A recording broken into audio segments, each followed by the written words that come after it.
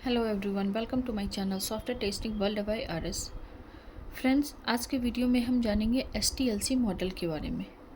तो एसटीएलसी के first model waterfall model में क्या होता है, आज के वीडियो में हम ये जानेंगे। एसटीएलसी मॉडल है, एसटीएलसी मॉडल के फर्स्ट मॉडल हैं जो सबसे पहले 1970s के टाइम यूज़ किया जाता था, स्टार्ट हुआ था। ठीक है, कौन सा मॉडल? Waterfall model. तो हम जानते हैं कि वाटरफॉल मॉडल क्या है। The waterfall model is the earliest STLC approach that was used for software development. Waterfall model क्या है कि STLC अप्रोच का सबसे पुराना मॉडल है जिसमें कि सॉफ्टवेयर को डेवलप करने के लिए यूज़ किया जाता है। अभी तो खैर बहुत कम लोग या ना के बराबर ही कोई यूज़ करते होंगे, ठीक है, बट पहले जो 1970s के टाइम यूज़ किया जाता था वो था वाटरफॉल मॉडल। तो वाटरफॉल मॉडल, जब आप वाटरफॉल बोलते हैं तो क्या मीन्स, क्या माइंड में ट्रिक करता है? वाटरफॉल मीन्स पानी का गिरना, मीन्स पानी कैसे गिरता है? नीचे से ऊपर की ओर, कभी भी वो बैक नहीं जाता है।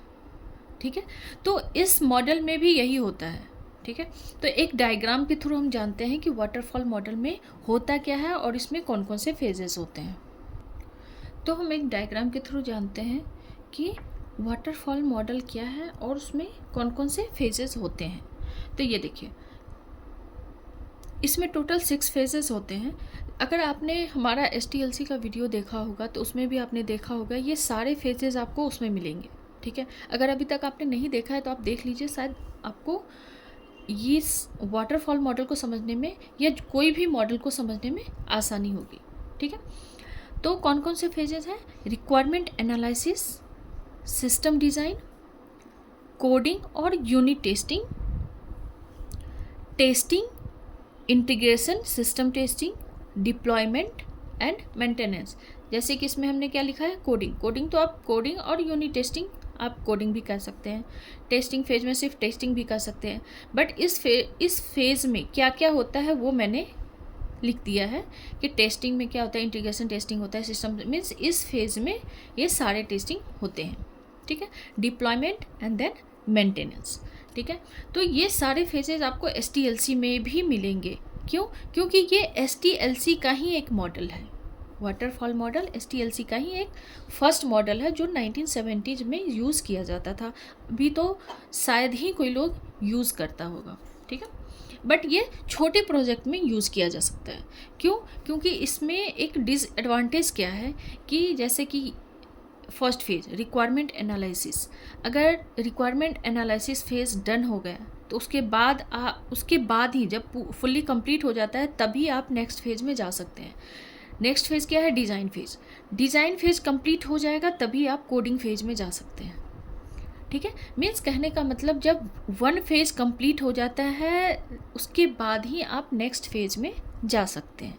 ठीक है, और इसमें एक ये होता है कि वाटरफॉल मॉडल में कि अगर एक फेज कंप्लीट करके आप दूसरे फेज में जाते हैं तो फिर कोई भी रिक्वायरमेंट मिसिंग हो या कुछ भी प्रॉब्लम है, आप प्रीवियस फेज में नहीं जा सकते हैं। जैसे कि रिक्वायरमेंट एनालिसिस फेज कंप्लीट हो गया, देन डिज़ाइन फेज में आएंगे, डिज़ाइन फेज कंप्लीट हो गया, देन कोडिंग फेज में आएंगे, कोडिंग फेज कंप्लीट हो गया, देन आप टेस्टिंग फेज में आएंगे। ऐसे करके आप एक लीनियर सीक्वेंशियल में जाएंगे। ठीक है, लीनियर सीक्वेंशियल, जिसको कि लीनियर सीक्वेंशियल लाइफ साइकिल भी कहा जाता है। ठीक है, कि एक फेज कंप्लीट करने के बाद ही आप दूसरे फेज में जा सकते हैं। बट अगर आप दूसरे फेज में आ गए तो फिर आप कुछ भी प्रॉब्लम हो, कोई भी मिसिंग हो रिक्वायरमेंट, आप प्रीवियस फेज में नहीं जा सकते हैं। ठीक है, ये वाटरफॉल मॉडल में होता है। ठीक है, और ये वाटरफॉल और ये कहीं ना कहीं ये डिसएडवांटेज भी है कि अगर कोई भी मिसिंग हो गई, कोई भी रिक्वायरमेंट मिसिंग है या कुछ भी छूट गया, फिर भी आप बैक फेज में जाकर उसको करेक्ट नहीं कर सकते हैं। ठीक है, तो आपको पूरे फेजों को कंप्लीट करके आपको मेंटेनेंस फेज में ही कुछ कर सकते हैं। मेंटेनेंस फेज यानी जो सपोर्ट होता है। ठीक है, तो उसी फेज में जाकर आप कुछ कर सकते हैं। तो जो वाटरफॉल मॉडल होता है ना, उसमें सबसे मेन काम जो होता है 50-60% मेन आपको मेंटेनेंस फेज में ही होता है। क्यों? क्योंकि अगर कोडिंग में कुछ कोडिंग फेज में आ गया, ठीक है, बट इसमें पता चलता है कि नहीं डिज़ाइन में कुछ मिसिंग है। ठीक है। अगर आप कहते हैं डिज़ाइन पर्सन को, आर्किटेक्चर को, कि ये प्रॉब्लम है, ये मिसिंग है, तो आप इसको करेक्ट कर लो, ये बोलेगा नहीं, जो हो चुका है हो गया है, अब मैं नहीं करने वाला। ठीक है। तो आपको उस डिज़ाइन के अकॉर्डिंग ही फिर कोडिंग करनी पड़ेगी। कोडिंग के बाद यूनिट टेस्टिंग जो होती है, कोई भी आप कोड करते हैं यूनिट वाइज कोड होते हैं, ठीक है, तो आप उसको टेस्ट करते हैं। कोडिंग के बाद टेस्टिंग जाएगी। टेस्टिंग में क्या होता है कि जितने भी यूनिट टेस्ट होते हैं, यूनिट होते हैं, उनको इंटीग्रेट किया जाता है, ठीक है, और उसके बाद उसको टेस्ट किया जाता है। फिर पूरी फुल सिस्टम की टेस्टिंग होती है, मीन्स फुल सॉफ्टवेयर की टेस्टिंग होती है, then deployment and then maintenance. तो इस मॉडल की मेन क्या है कि आप वन फेज कंप्लीट करने के बाद ही आप नेक्स्ट फेज में जा सकते हैं। ऐसा नहीं कि हाँ वन फेज कर रहा है फिर हम नेक्स्ट में भी चले गए, उसके नेक्स्ट में भी, ऐसा नहीं है। वन फेज कंप्लीट करने के बाद ही आप नेक्स्ट फेज में जा सकते हैं। बट अगर आप नेक्स्ट फेज में आ गए तो आप प्रीवियस फेज में जाकर कुछ भी करेक्ट नहीं कर सकते हैं, या कुछ भी मिसिंग हो उसको सॉल्व नहीं कर सकते हैं। ठीक है, आपको सारे फेजेस को क्रॉस करना ही होगा, और मेंटेनेंस फेज में ही आप कुछ जो भी करेक्ट करना है आप मेंटेनेंस फेज में ही कर सकते हैं। तो इस फेज में, इस मॉडल में क्या होता है ना कि मेन काम मेंटेनेंस फेज में ही होता है, कि जब प्रोडक्ट और सॉफ्टवेयर कस्टमर को डिलीवर कर दिया जाता है और उसके जो टेक्निकल टीम होती हैं वो टेस्ट करती हैं, उसके जो सेलेक्टेड यूज़र होते हैं वो टेस्ट करते हैं, तब पता चलता है कि मिसिंग क्या है और उसमें फिर से क्या करेक्ट करना है। ठीक है, तो ये बग्स आते रहते हैं, इश्यूज आती रहती हैं, और मेंटेनेंस फेज में ये सॉल्व होते रहते हैं। ये वाटरफॉल मॉडल में होता है। ठीक है, तो हम जानते हैं कि पॉइंट बाई पॉइंट की वाटरफॉल मॉडल में क्या क्या और होता है। तो इस मॉडल में क्या क्या होता है ये हम जानते हैं पॉइंट बाई पॉइंट। ठीक है, it is also called a linear sequential life cycle model. हमने बताया था कि वाटरफॉल मॉडल को क्या कहते हैं, linear sequential life cycle model. क्यों? क्योंकि इसमें क्या होता है कि फर्स्ट फेज कंप्लीट करने के बाद ही आप नेक्स्ट फेज में जा सकते हैं। नेक्स्ट फेज अगर सेकेंड फेज कंप्लीट हो गया, कंप्लीट होने के बाद ही आप थर्ड फेज में जा सकते हैं। थर्ड फेज कंप्लीट हो जाएगा उसके बाद ही आप फोर्थ फेज में, मीन्स वन कंप्लीट होने के बाद ही आप नेक्स्ट फेज में जा सकते हैं, एक लीनियर शेप में। ठीक है, तो इसीलिए इसे क्या कहा जाता है कि लीनियर सिक्वेंशियल लाइफ साइकिल। और क्या है कि it is very simple to understand and use. It is very simple to understand, यह समझने में बहुत आसानी होती है और यूज़ करने में भी। क्यों होती है? क्योंकि वाटरफॉल मॉडल का यूज़ कभी भी आप बड़े प्रोजेक्ट में नहीं कर सकते, उसे छोटे छोटे प्रोजेक्ट में यूज़ किया जा सकता है। ठीक है, तो जब छोटे प्रोजेक्ट में यूज़ किया जा सकता है तो रिक्वायरमेंट भी कम होगी। ठीक है, तो रिक्वायरमेंट को समझने में भी आसानी होती है और उसको यूज़ करने में भी आसानी होती है। ठीक है, और इस वाटरफॉल मॉडल में क्या होता है, रिक्वायरमेंट को बहुत ही क्लियर समझना पड़ता है, और बिल्कुल ऐसा नहीं कि हाँ कोई भी रिक्वायरमेंट मिसिंग हो जाए तो नहीं, बिल्कुल क्लियर समझना पड़ता है। क्योंकि इसमें कभी भी आप अगर नेक्स्ट फेज़ में आ गए तो आप प्रीवियस फेज़ में जाकर उसको करेक्ट नहीं कर सकते हैं। इसीलिए क्या होता है, ये छोटे प्रोजेक्ट में यूज़ किया जाता है, तो रिक्वायरमेंट को समझने में भी आसानी होती है और यूज़ करने में भी आसानी होती है। नेक्स्ट है, in this model each phase must be completed before the next phase. इस मॉडल में क्या होता है कि जितने जो भी फेजेस होते हैं, ईच फेज जब आप कंप्लीट कर लेते हैं, हमने बताया था कि जब एक फेज को कंप्लीट कर लेते हैं तभी आप नेक्स्ट फेज में जा सकते हैं। तो each phase must be completed before the next phase can begin, means next phase start करने से पहले आपको उसके प्रीवियस फेज को कंप्लीट करना होगा, तभी आप नेक्स्ट फेज में जा सकते हैं। And there is no overlapping in the phase. इसमें क्या होता है कि फेज में ओवरलैपिंग नहीं होता है, कि जैसे मैंने बताया था आपको कि जो ये इसके जो फेजेस हैं कि फर्स्ट फेज कंप्लीट हो गया, फिर सेकेंड फेज में आए, सेकेंड फेज कंप्लीट हो गया, फिर नेक्स्ट फेज में आए, और नेक्स्ट फेज में पता चलता है कि कुछ मिसिंग है या कुछ प्रॉब्लम है, तो आप बैक नहीं जा सकते हैं। ठीक है, बैक जाकर उसको करेक्ट नहीं कर सकते हैं कि करेक्ट कर लिया फिर से हम नेक्स्ट फेज में आ गए, तो ये ओवरलैपिंग वाली सीन नहीं होती है। ठीक है, वाटरफॉल मॉडल में। नेक्स्ट देखते हैं क्या है। In this model the outcome of one phase acts as the input for the next phase. इस फेज में क्या होता है, इस मॉडल में मीन्स वाटरफॉल मॉडल में, कि the outcome of the one phase means one phase का जो आउटकम होता है, ठीक है, वो क्या करता है, नेक्स्ट फेज के इनपुट की तरह एक्ट करता है। मीन्स जैसे रिक्वायरमेंट गैदर हो गई, एनालाइज हो गया, feasibility study, everything is done, okay. Then next phase is design. तो डिज़ाइन के लिए इनपुट कौन सा होगा, जो रिक्वायरमेंट गैदर किया गया है वही इनपुट होगा ना, क्योंकि उस रिक्वायरमेंट के अकॉर्डिंग ही डिज़ाइन की जाएगी।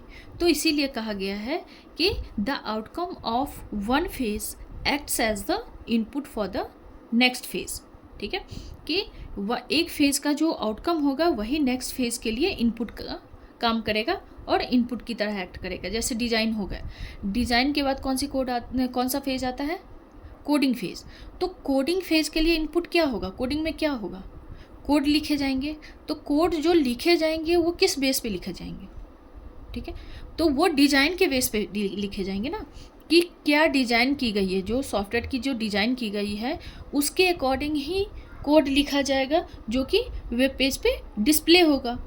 तो इसीलिए वन फेज का जो आउटकम होता है वही नेक्स्ट फेज का इनपुट होता है और वो इनपुट की तरह एक्ट करता है। अब हम जानते हैं कि वाटरफॉल मॉडल के एडवांटेज क्या हैं। तो अब हम जानते हैं कि एडवांटेजेस क्या क्या हैं, ठीक है। तो फर्स्ट वन है simple and easy to understand and use. ये भी हमने पढ़ा था कि ये जो वाटरफॉल मॉडल है ये छोटे प्रोजेक्ट में यूज किया जाता है, ठीक है, जिसमें कि रिक्वायरमेंट को समझना भी आसान होता है और उसे यूज़ करना भी, क्योंकि ये छोटे प्रोजेक्ट में इसका यूज़ किया जाता है, क्योंकि बड़े प्रोजेक्ट में इसका यूज़ नहीं कर सकते हैं।